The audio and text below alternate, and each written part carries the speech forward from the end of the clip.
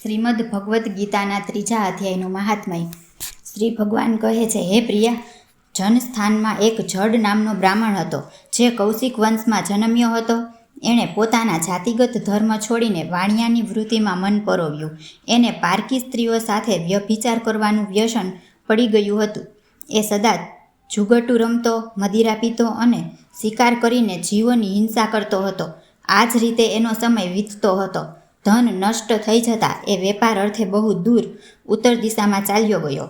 તેનાથી ધન કમાઈને ઘરે આવવા માટે પાછો વળ્યો. ઘણે દૂર સુધીનો પંથ એણે વટાવી લીધો હતો. એક દિવસ સૂર્યાસ્ત થઈ જતાં જ્યારે 10 દિશાઓમાં અંધકાર છવાઈ ગયો, ત્યારે એક વૃક્ષ તળે એને લૂંટારુઓએ ઘેરી લીધો અને સત્વરે એના પ્રાણ હરી લીધા. એના ધર્મનો લોપ થઈ ગયો હતો, માટે એ ઘણું ભયાનક પ્રેત બન્યો. એનો પુત્ર મોટો ધર્માત્મા અને વેદોનો વિદ્વાન હતો. એણે અત્યાર સુધી પિતાજીના આવવાની વાટ જોઈ.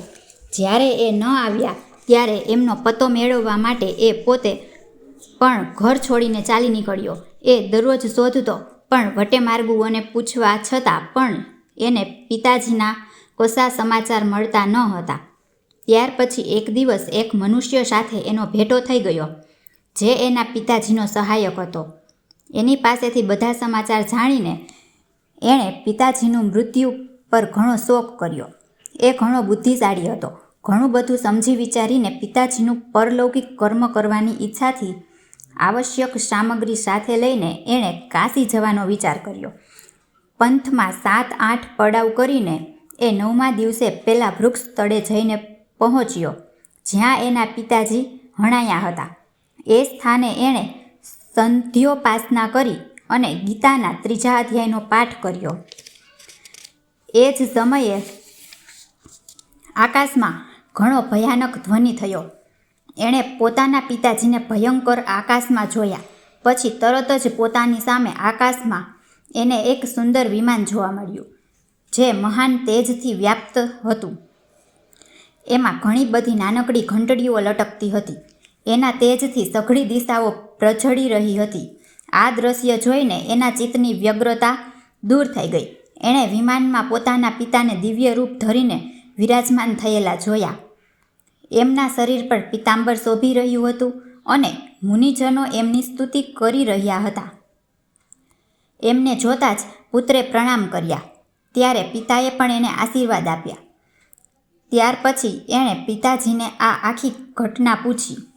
એના ઉત્તર રૂપે પિતાજીએ બધી વાતો જણાવીને આમ કહેવાનું આરંભ્યું, દીકરા, દૈવવશ મારી નજીક ગીતાના 3ય અધ્યાયનો પાઠ કરીને તે આ શરીર થકી કરવામાં આવેલા ત્યજવા કપરા એવા કર્મબંધનમાંથી મને છોડાવી દીધો. માટે હવે ઘરે પાછો વળી જા, કેમ કે જેના માટે તું કાશી જઈ રહ્યો હતો એ પ્રયોજન અત્યારે 3ય અધ્યાયના પાઠથી જ સિદ્ધ થઈ ચૂક્યું છે. પિતાજીના આમ કહેવાથી પુત્રે પૂછ્યું, પિતાજી, મારા હિત કાજે ઉપદેશ આપો અને બીજું કોઈ કાર્ય જે મારા માટે કરવા યોગ્ય હોય એ જણાવો. ત્યારે પિતાએ એને કહ્યું, અનગ, તારે આ જ કાર્ય ફરીથી કરવાનું છે. મેં જે કર્મ કર્યું છે એ જ મારા ભાઈએ પણ કર્યું હતું. એના લીધે એ ઘોર નરકમાં પડ્યા છે.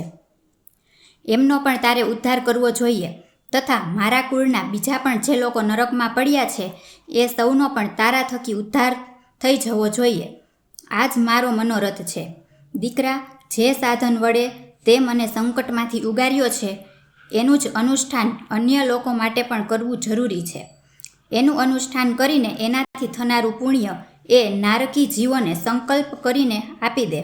એનાથી એ સઘળા પૂર્વજો મારી જ જેમ યાતનાથી મુક્ત થઈને સ્વલ્પ કાળમાં જ વિષ્ણુના પરમપદને પામી જશે.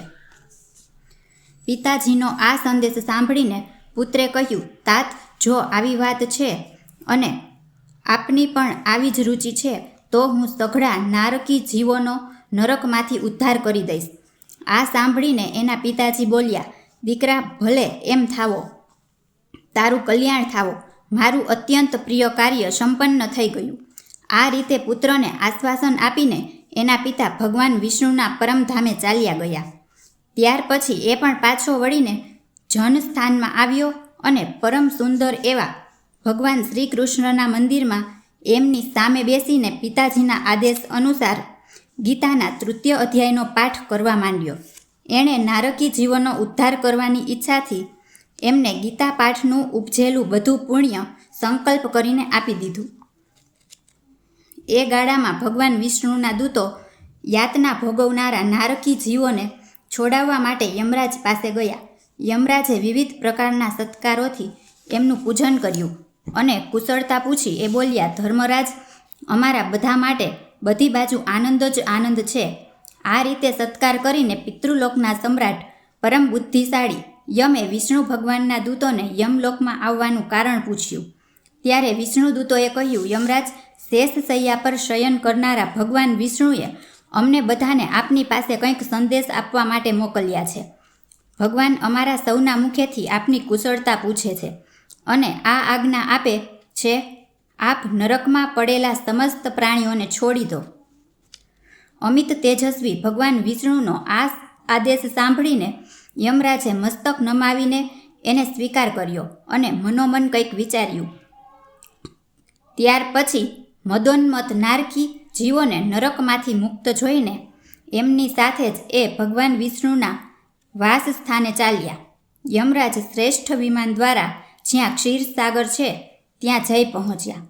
એની અંદર કોટી કોટી સૂર્યો જેવી કાંતિ ધરાવતા નીલકમલ દલ જેવા શ્યામ સુંદર લોકનાથ જગતગુરુ શ્રી હરિના એમણે દર્શન કર્યા. ભગવાનનું તેજ એમની સૈયા બનેલા શેષનાગની ફણાના મણીઓના અજવાળાથી બમણું થઈ રહ્યું હતું. એ આનંદ સભર દેખાતા હતા. એમનું હૃદય પ્રસન્નતા ભર્યું હતું. ભગવતી લક્ષ્મી પોતાની સરળ દ્રષ્ટિથી પ્રેમપૂર્વક એમને વારંવાર નિહાળી રહ્યા હતા. ચારે બાજુ યોગીઓ ભગવાનની સેવામાં ઊભા હતા. એ યોગીઓની આંખોની કીકીઓ ધ્યાનસ્થ હોવાને કારણે નિશ્ચળ જણાતી હતી. દેવરાજ ઇન્દ્ર પોતાના વિરોધીઓને પરાસ્ત કરવાના ઉદ્દેશ્યથી ભગવાનની સ્તુતિ કરી રહ્યા હતા. બ્રહ્માજીના મુખેથી નિસરેલા વેદાંત વાક્ય મૂર્તિમંત થઈને ભગવાનના ગુણોના ગાન કરી રહ્યા હતા. ભગવાન સંપૂર્ણપણે સંતુષ્ટ હોવાની સાથે સાથે સઘળી યોનિઓ પ્રત્યે ઉદાસીન જણાતા હતા. જીવોમાંથી જેમણે યોગ સાધન થકી વધુ પુણ્યનો સંચય કર્યો હતો એ સૌને એક સામટા એ કૃપા દ્રષ્ટિથી નિહાળી રહ્યા હતા. ભગવાન પોતાના સ્વરૂપ એવા સમસ્ત ચર અચર જગતને આનંદપૂર્ણ દ્રષ્ટિથી આમોદિત કરી રહ્યા હતા. શેષનાગની પ્રભાથી દીપ્તો અને સર્વવ્યાપક દિવ્ય વિગ્રહ ધારણ કરેલા નીલકમળના જેવા શ્યામ વર્ણના શ્રી હરિ એવા જણાતા હતા, જાણે ચંદ્રિકાથી પ્રસારિત આકાશ શોભી રહ્યું હોય. આ રીતે ભગવાનની ઝાંખી કરીને યમરાજ પોતાની વિશાળ બુદ્ધિ વડે એમની સ્તુતિ કરવા માંડ્યા. યમરાજ બોલ્યા, સંપૂર્ણ જગતનું નિર્માણ કરનાર પરમેશ્વર, આપનું અંતઃકરણ અત્યંત નિર્મળ છે. આપના મુખેથી જ વેદોનો પ્રાદુર્ભાવ થયો છે. આપ જ વિશ્વ સ્વરૂપ અને આ વિશ્વના સ્રષ્ટા બ્રહ્મા છો. આપને નમસ્કાર છે. પોતાના બળ અને વેગને કારણે જેવો અત્યંત દુર્ષત જણાય છે એ દાનવેન્દ્રોનું અભિમાન વેર વિખેર કરનાર ભગવાન વિષ્ણુને નમસ્કાર છે. પાલનના સમયે સત્વમય શરીર ધારણ કરનાર વિશ્વના આધારભૂત સર્વવ્યાપી શ્રી હરિને નમસ્કાર છે. સઘળા દેહધારીઓના પાતક ભંડારને દૂર કરનાર પરમાત્માને પ્રણામ છે. જેમનું લલાટમાં રહેલું નેત્ર સહેજ માત્ર ઉઘડવાથી પણ અગ્નિની જ્વાળાઓ નીકળવા માંડે છે એ રુદ્રરૂપધારી આપ પરમેશ્વરને નમસ્કાર છે. આપ આખા વિશ્વના ગુરુ, આત્મા અને મહેશ્વર છો.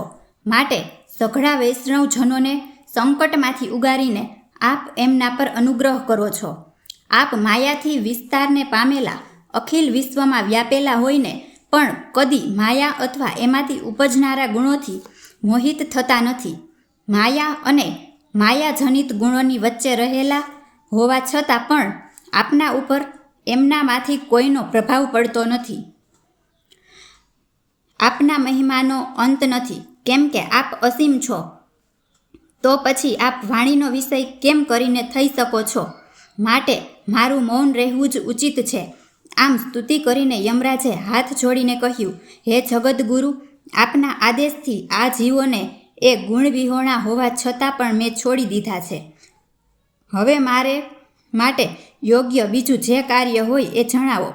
એમના આમ કહેવાથી ભગવાન મધુસૂદન મેઘ જેવી ગંભીર વાણી દ્વારા જાણે અમૃત રસથી સિંચતા હોય એમ બોલ્યા, ધર્મરાજ, તમે સૌના પ્રત્યે સમાન ભાવ રાખીને લોકનો પાપમાંથી ઉદ્ધાર કરી રહ્યા છો.